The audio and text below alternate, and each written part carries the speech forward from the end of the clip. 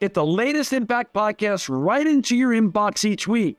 Subscribe by entering your email address at impactpodcast.com to make sure you never miss an interview. This edition of the Impact Podcast is brought to you by ERI.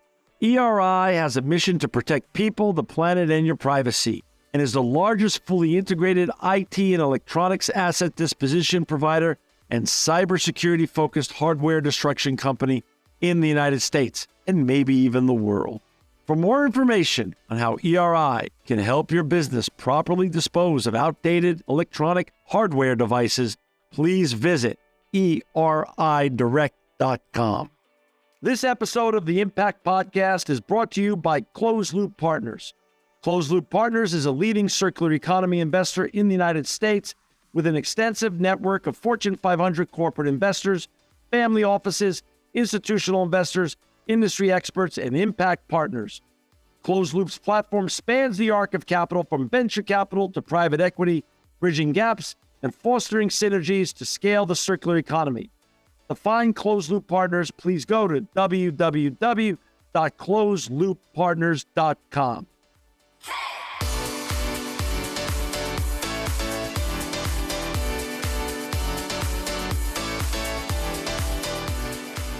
Welcome to another edition of the Impact Podcast. I'm John Chagrin, and I'm so honored to have with us today Will Templeton. He's the director of the global Amway brand, CSR, and content production. Welcome, Will, to the Impact Podcast. John, thanks for having me. Oh, it's an honor. But before we get talking about all the great work you and your colleagues are doing at Amway, Will, can you go a little bit into where you grew up and how you got on this wonderful journey? Absolutely, yeah. So originally, I'm from the UK. Okay. Grew up and educated in the UK. I joined Amway Europe in their marketing division back in 1999. I'm aging myself now. And actually moved over to headquarters here in West Michigan in 2004 for a one-year assignment. And I loved it here so much, I'm still here. Just been an awesome journey for me with Amway, coming up on my 25th anniversary. So you've been there for 25 one-year assignments. I love it. That's right. That's awesome. That's awesome. Talk a little bit about your role. We get to have chief sustainability officers, ESG, impact, CSR. Talk about director of the global Amway brand, CSR, and content production. Break down what that really means and how does your days look? Yeah, absolutely. So, we think about Amway brand as our master brand, right? We have a portfolio of product brands underneath that, but the master brand, really the business opportunity, who we are, what we offer as a direct selling company, really encompasses what I like to think of as kind of the warm and fluffy, the nice, the fun things. I really think that my job is about getting to do all the joyful things. So corporate social responsibility, that's everything we do to give back to the communities where we are, whether that is through employee or business owner volunteering, grants that we might give to local nonprofits, or even in the worst case scenario, disaster response, where we respond to natural disasters that happen around the world. I also have responsibility, of course, for environmental sustainability. Now, you mentioned ESG. Yeah. As a privately held company, we do not necessarily bucket all of those functions together. Right. So I have environmental sustainability. I have corporate social responsibility, which you would bucket under that S piece. Right. But then we also have a function thinking about diversity, equity, and inclusion. They would be located in our HR function. And then really at the governance level, because we are privately held, we don't necessarily have a dedicated, defined function for that, but we hold ourselves to really high standards around the direct selling industry, the code of conduct that we follow there, and the ethics that we adhere to, really just to honor our business owners around the world. Just so for our listeners and our viewers to level set them, Amway has more than 14,000 employees and does over $7.7 billion in revenue. How many countries are you operating in, approximately? We're actually in over 100 countries and territories right now. So, Oh, as you said, $7.7 billion in 2023. We wow. have over 1 million Amway business owners around the world. So yeah, really, we are the biggest direct selling company currently in the world. And for our listeners and viewers who want to find Will and all of the 14,000 plus employees and colleagues at Amway, you could go to www.amwayglobal.com. Let's just go back to first base, sustainability. What does that mean to the Amway brand, and how you go about making that part of your culture and DNA, Will? Yeah, I mean that's a great question, John, and a lot to unpack there. Yeah, And maybe a little bit of a history lesson before we jump into it, right? sure. So sustainability has kind of been ingrained in our DNA from the outset. Our very first Amway product was a product called Liquid Organic Cleaner. It's a biodegradable product that we introduced way back in the late 50s, early 60s. But to take you back even a little further than that, Nutrilite, which is our vitamins and dietary supplement brand, Sure. actually came about before Amway. So Nutrilite was actually established by a gentleman by Carl Remborg back in the 1930s. And he really pioneered plant-based vitamins and dietary supplements. He actually introduced the first multivitamin into the United States. And he kind of founded direct selling as an industry. And the two gentlemen that founded Amway, Rich DeVos and Jay Van Andel, actually were Nutrilite distributors first. They were actually pretty successful, but in true entrepreneurial spirit, decided they wanted to create their own thing. They went off and founded Amway.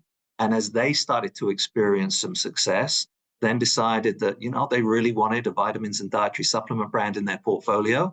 And they brought the Nutrilite brand into the fold, into the company of Amway.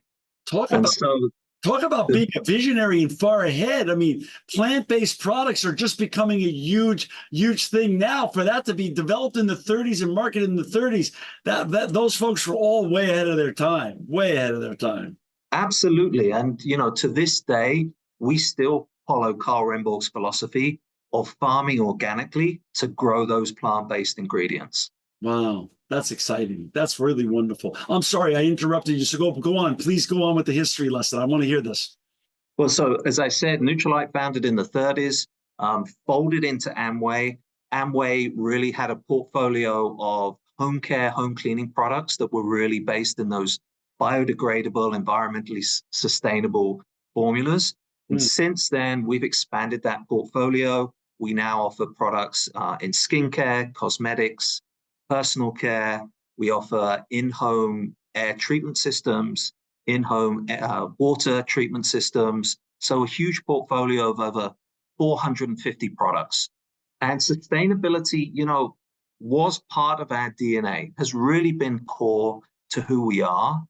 But I would say over time, as we've grown and expanded, we kind of lost a little bit of focus, right? I mean, we became a little bit too reliant on our history.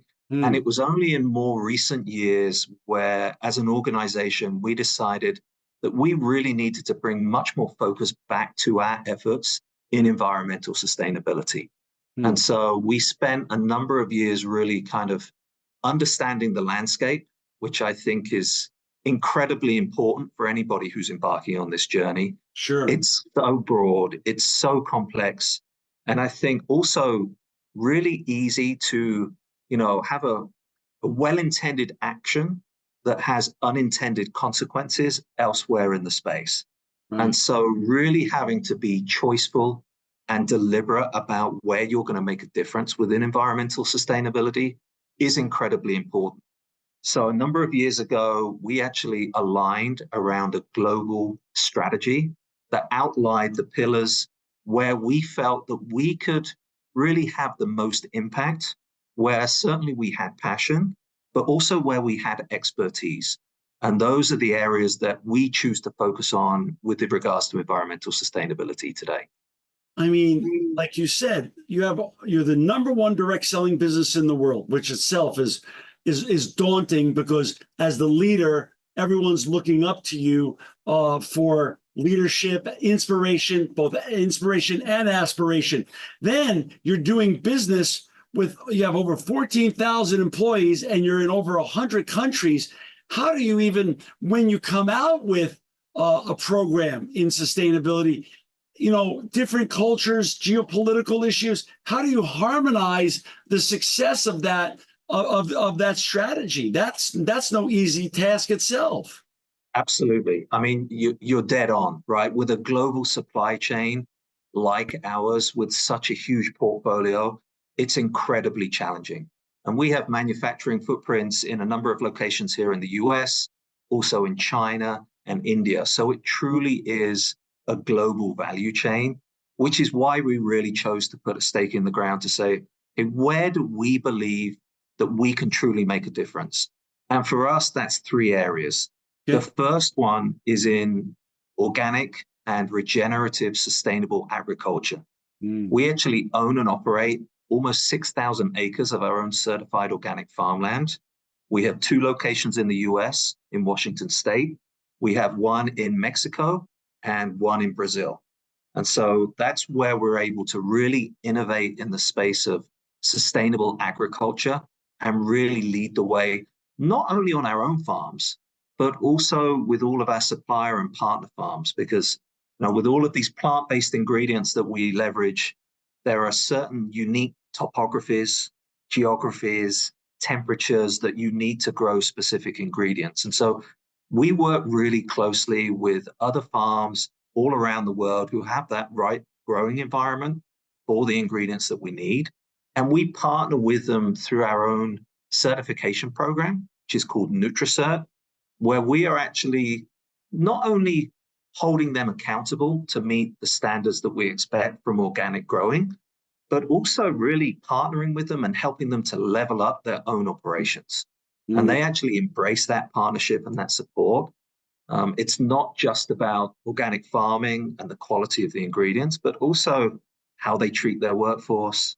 Are their employees getting fair pay? Do they have good working conditions? What are they doing to give back to their local communities?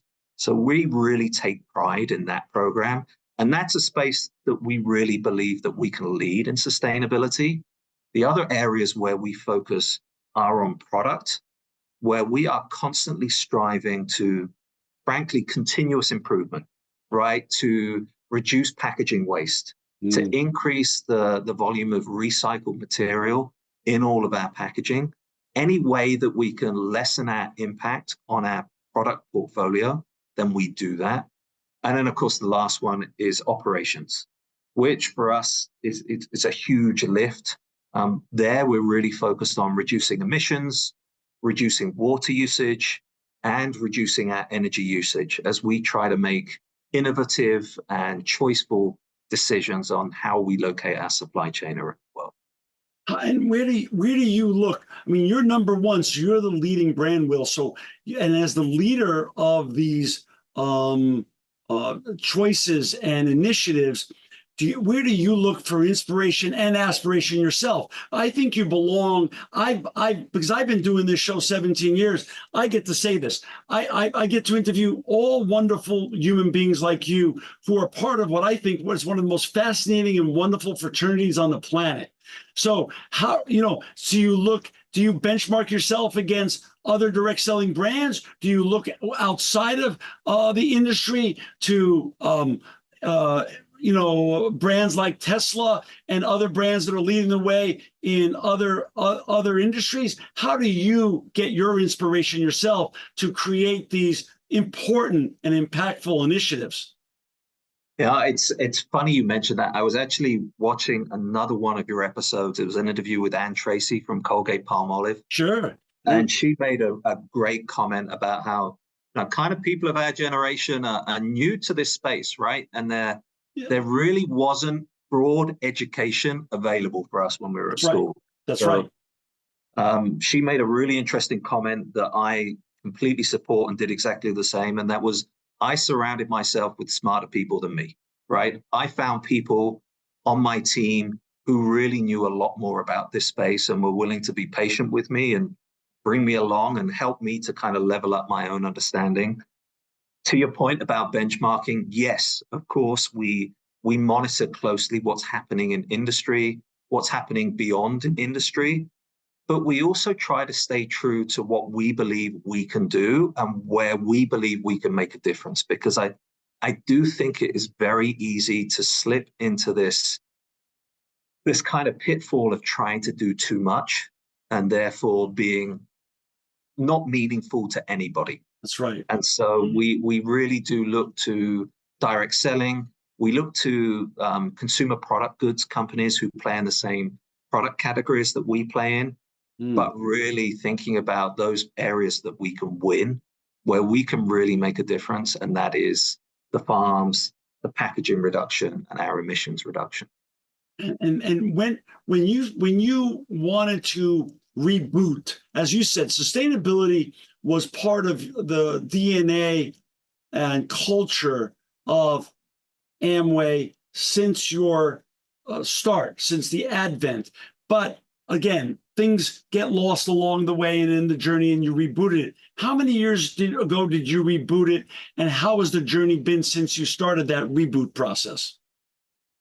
You know, I would say it's been about 6 or 7 years, right? And the first couple of years, very transparently, the team were very focused on just learning and immersing ourselves in the space and really understanding, you know, what are the implications, what's happening in the world, what are the implications from a regulatory point of view, what are the implications from a banking point of view, what are the implications from potential fines that you might have to pay going forward if you're not adhering to the different regulations. And that was a really heroic effort on behalf of the team before I joined the team, to really do a deep dive and understand the landscape, to understand where we felt we could even play. Then the team, and this was really when I had the opportunity to start to be involved, was about driving focus and really putting a stake in the ground and saying, okay, these are the spaces where we believe we can make a difference. Let's put that stake in the ground. Let's put a rallying cry behind it. And once you kind of get alignment across the organization and you start to communicate and you create awareness, it's amazing the inspiration, the ideas that will come out from all kinds of sources across the enterprise. You know, it could be the person who's working third shift in our cosmetics plant, just happens to see something and has the idea of, hey, if we just change this process slightly, it could have a huge impact on reducing waste or improving the supply chain. So I think once we had done that, that made a big difference. You know, a big piece of our journey, honestly, John, was understanding where we are.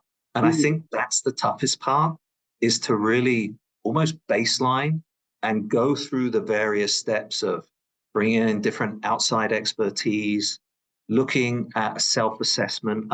We did a double materiality assessment just recently to understand, you know, what was the impact we were having, but also what is the impact of the regulations of the world on our business as well.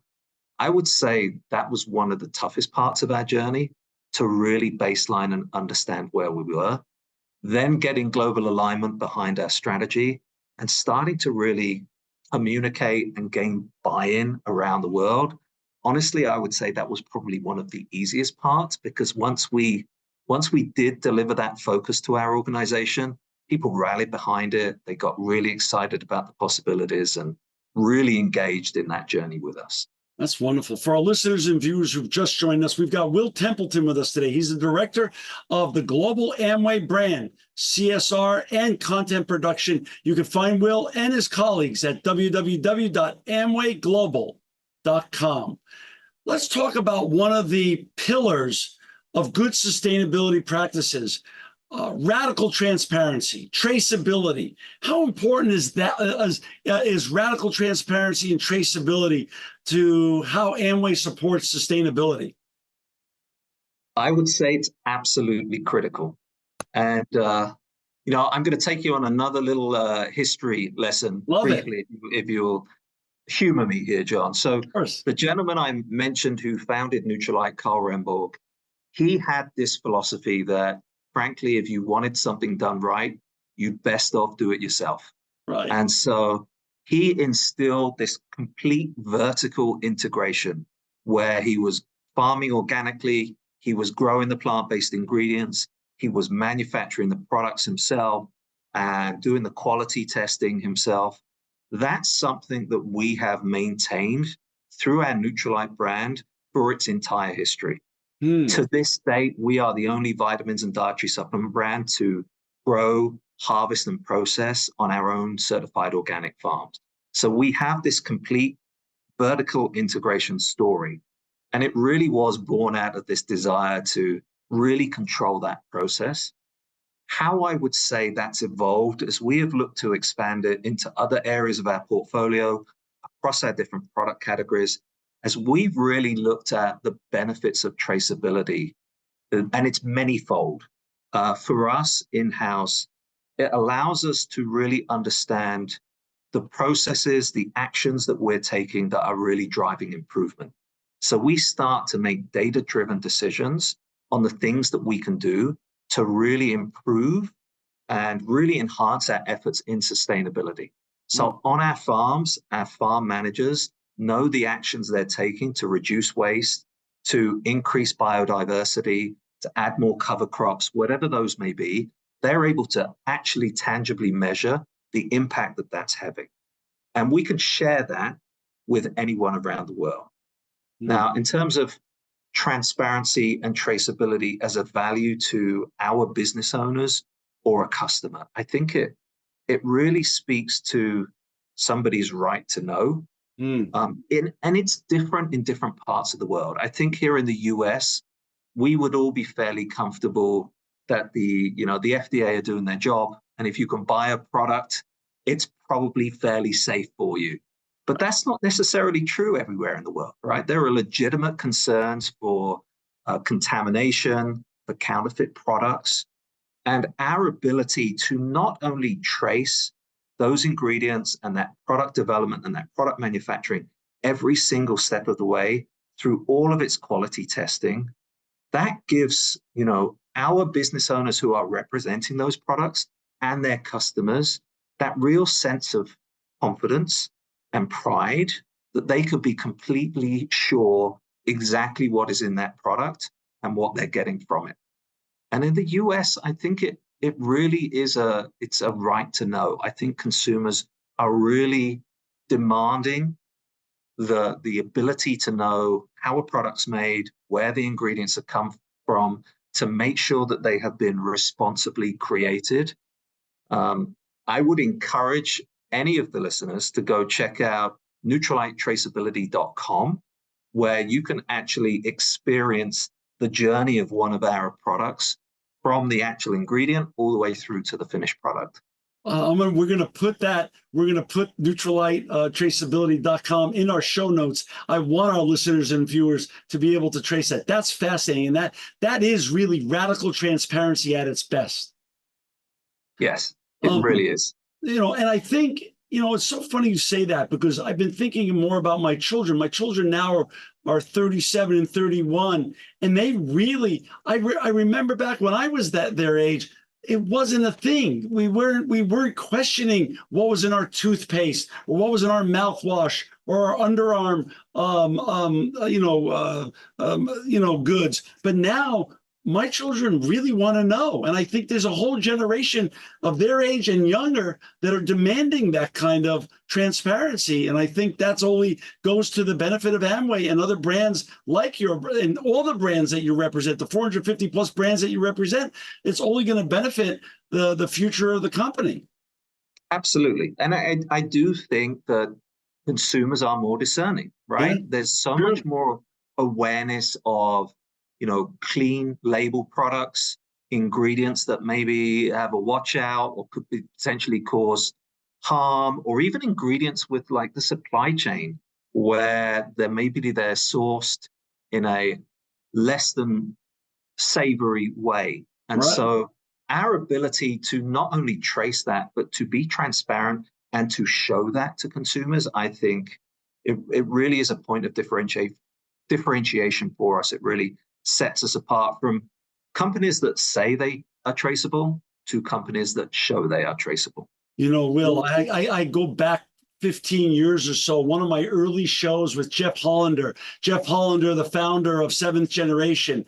And Jeff, off the air, more than even on the air, was sharing with me how many products that are iconic in our households across America and actually the world that we think are so safe because they've been in our houses as we were raised as children, and then now we have them in our houses as adults, have never gotten any true efficacy testing by the federal agencies that exist. So the fact that you create radical transparency when it comes to your products, it just makes your products stick out and shine even more. Yeah. I mean, certainly it's a program that we are incredibly proud of. Yeah. And that we find really is a powerful tool for our business owners as they are talking to customers and selling those products. You know, when I started this show, 2007, and it was just starting, it was just becoming a thing for companies to have chief impact officers or chief sustainability officers. Sustainability, when CEOs or other C-suite leaders heard the word sustainability, they always equated it with making them think that it was going to cost their organization more.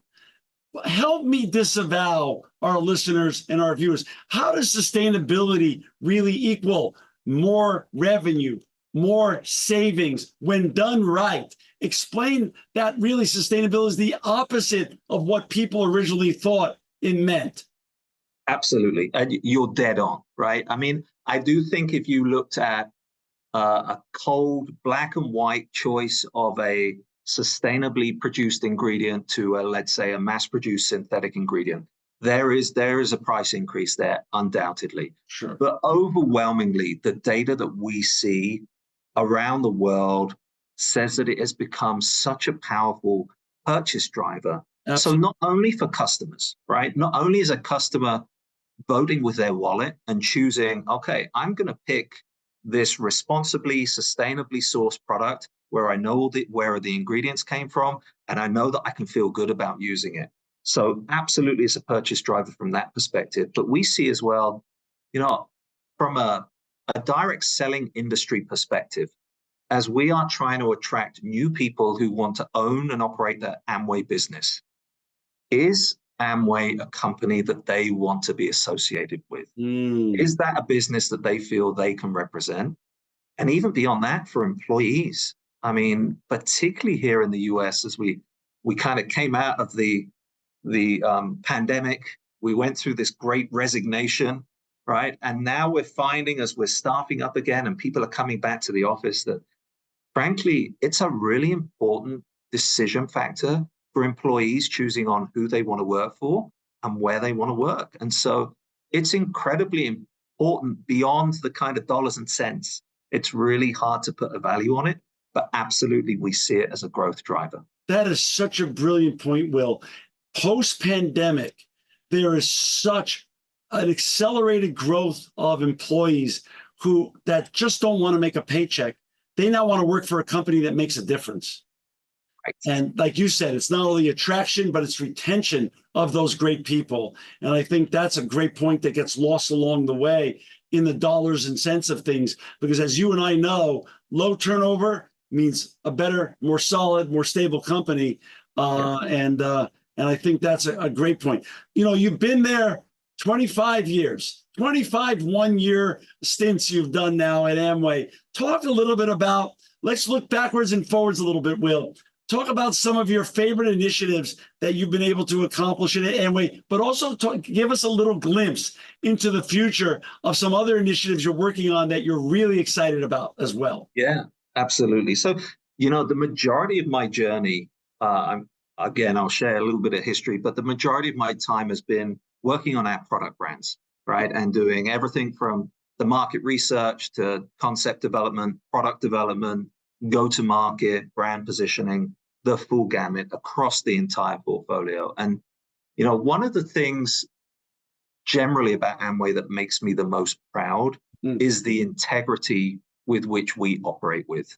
You know, I always share this example with other folks in the US. You remember the the romaine lettuce E. coli outbreak a few years ago. Absolutely. If that was one of our products, frankly, it never would have left the building, because we really do go through the extra diligence, the extra effort to make sure that the products that we are sending out have been tested to the very, very highest standard, because we are asking Amway business owners, independent business owners, to put their own reputation behind our products. So we always go above and beyond with our quality products. In fact, our Nutrilite brand conducts over 500,000 different quality tests every year. It's an insane amount of quality testing. But that level of integrity really does bring a sense of pride for me from the product side. I think as I immerse myself working on the Nutrilite brand, where I really got to understand the richness of the stories of our organic farms and our plant-based ingredients, and how I've seen that really spread across the portfolio, as we really are leaning into plant-based ingredients and plant-based products more and more across all of our categories, because we see it as a renewable resource, but also because we see it as an incredibly efficacious ingredient and a way to deliver incredibly healthy products. Amway is kind of on a journey as we look to evolve beyond a huge portfolio of health and wellness products into more of a more holistic health and well-being proposition, where we are offering more robust, cross-category, holistic solutions that people can really achieve their health and well-being goals. Whether that is, I'm trying to lose some weight, I'm trying to improve my fitness, or maybe I'm just looking to stay in shape as I age and be sure that I can be able to pick up that grandkid when I'm 80 years old and still maintain the ability to do the things I love as I get later on in life. So that's kind of the journey that we're on, that's becoming really exciting as we look around the world. The way people think about health and well-being has shifted, right? I think we're beyond diet and exercise. It's far more holistic. Yep. It's much more in the space of overall well-being, mindfulness, relieving stress, making sure that we're sleeping enough, making sure that we have the resources that our families need to stay healthy. And I think Amway is really uniquely positioned to offer a really robust experience in that space and deliver very impactful health and well-being solutions. I love it. Will, as you and I know, sustainability is a journey. It has no finish line. So I want you to know that you're always welcome back on the Impact Podcast. It's been a delight having you on today. Will Templeton of Amway. To find Will and his colleagues and all their great products, please go to www.amwayglobal.com. Will, you're always welcome back on this show. And thank you and all of your colleagues at the Amway Global for making the world a better and more sustainable place. Thank you, John. It's a pleasure. This edition of the Impact Podcast is brought to you by Engage. Engage is a digital booking platform revolutionizing the talent booking industry. With thousands of athletes, celebrities, entrepreneurs, and business leaders, Engage is the go-to spot for booking talent, for speeches, custom experiences, live streams, and much more. For more information on Engage, or to book talent today, visit letsengage.com. This edition of the Impact Podcast is brought to you by ERI.